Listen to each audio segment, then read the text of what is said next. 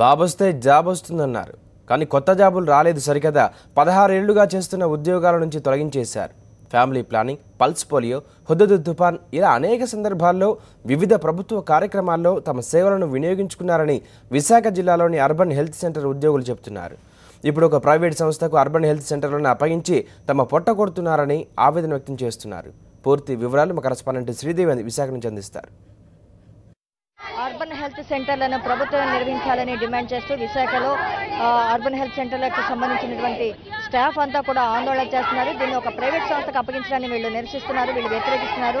ప్రస్తుతం ఇదిలో కొనసాగుతున్నప్పటికీ కూడాను రేపటి నుంచి అర్బన్ హెల్త్ సెంటర్లో కొంతమంది ప్రైవేట్ వ్యక్తులతో నిర్వహించడానికి ప్రభుత్వం సన్నాహాలు చేస్తున్నటువంటిది వీరి యొక్క సమాచారం. ఈ దగ్గర మనతో పాటు కూడా ఇక్కడ హెల్త్ సెంటర్కి సంబంధించినటువంటి జిల్లా వ్యాప్తంగా ఉన్నటువంటి ఉద్యోగులు ఇక్కడ ఉన్నారు. వాళ్ళని అడిగి తెలుసుకునే ప్రయత్నం చేద్దాం. ప్రస్తుతం మనతో పాటు స్టేట్ కోఆర్డినేటర్ ఉన్నారు, ఆయన్ని అడిగి తెలుసుకునే ప్రయత్నం చేద్దాం. మేడం, మేము 16 సంవత్సరాలుగా 1500 జీతంతో మినిమం వాళ్ళు ఎప్పుడు ఇస్తే అప్పుడు 9 నెలలకు ఇస్తే 9 నెలలు, సంవత్సరానికి ఇస్తే సంవత్సరం.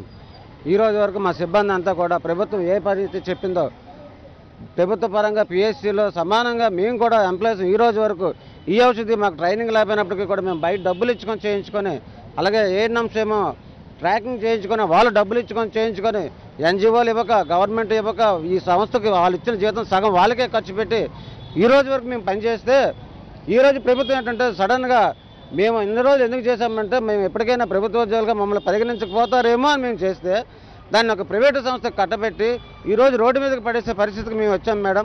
మేము ఆ చంద్రబాబు వస్తారంటే ఏదో కళ్ళకన్నాం, కానీ ఇలా జరుగుతుందని మేము ఈరోజు ఇలా మోసపోతామని కూడా మేము ఊరుకోలేదు మేడం. అప్పుడు రాజశేఖర రెడ్డి గారి టైంలోనైతే మాకు ఇక్కడ పనిచేస్తున్న ఏఎన్ఎంలకే ప్రభుత్వ ఉద్యోగులుగా స్థానం కలిపి వెయిటేజ్ ఇచ్చి ఆ రోజు ప్రతి ఒక్క ఏఎన్ఎంలు కూడా కొంతమందిని తీసుకోవడం జరిగింది మేడం.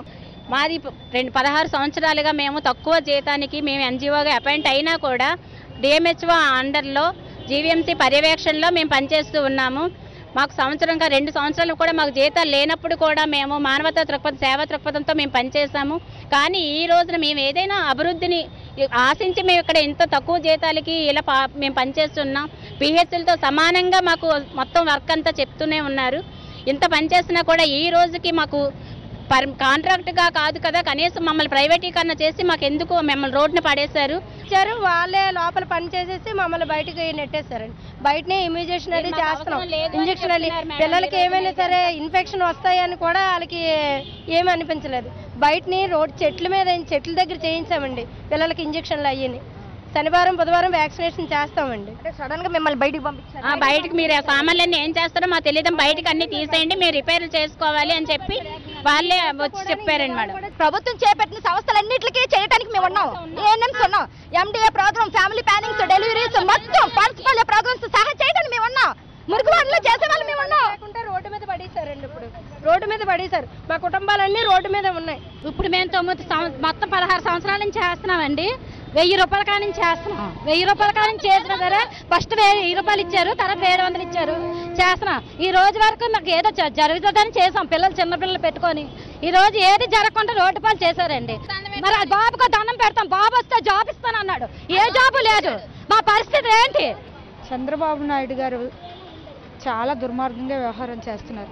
ఒక జీవో ఇచ్చారు వీళ్ళందరినీ కొనసాగించమని, మళ్ళీ అతనే ఇంకొక జీవో ఇచ్చాడు.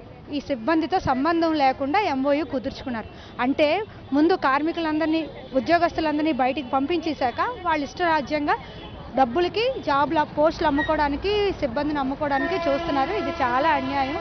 బాబు వస్తుంది, జాబ్ వస్తుంది అన్నారు, కానీ బాబు వస్తే జాబులు పోతాయనేది అర్థమవుతుంది.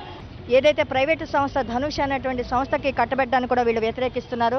సో ఖచ్చితంగా వీళ్ళ పిల్లల్ని, కుటుంబాలను కూడా ఆదుకోవాలి ప్రభుత్వాన్ని కూడా వీళ్ళు డిమాండ్ చేస్తున్నటువంటి పరిస్థితి మనకి కలెక్టరేట్ దగ్గర కనిపిస్తుంది. Video journalist